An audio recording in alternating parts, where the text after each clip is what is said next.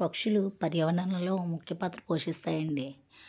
పారపోసేదేదో వారబోయి ఉన్నారు. ఇవి రేషన్ బియ్యం ఎప్పటినుంచో ఉండిపోయి ఇవన్నీ పక్షులకనమాట. కాస్త కడిగి బౌలేపుతో కడిగి పెడతాను. వంటింటి కిటికీ మీద వేస్తున్నాను. ఆ తర్వాత ఒక ప్లేట్‌లో వేసి హ్యాంగింగ్ చేస్తాను బాల్కనీలో. తర్వాత మేడ మీద కూడా పెడతానండి. ఇగో చూసారా? అలా వేయగానే వంటింటి కిటికీ దగ్గర నుంచి వచ్చి పలకరిస్తాయి. ఇది బాల్కనీలో ఇలా పెడతాననమాట. ఈ పక్షులకు ఆహారం అందించడం వల్ల కొన్ని రేర్ వెరైటీ వస్తూ ఉంటాయి. వాటిని కాపాడిన వాళ్ళం అవుతాము. ఆ పక్షులేమో మనకి పోలినేషన్‌కి అలాగే రకరకాల పురుగులు అవి ఇవి వ్యాప్తి చెందకుండా విత్తనాలు కొన్ని చూడండి మునుపు ఆకాకర అవిను పక్షుల వల్లే లేచేవి ఎక్కడ పెడితే అక్కడ తుప్పల్లోనే.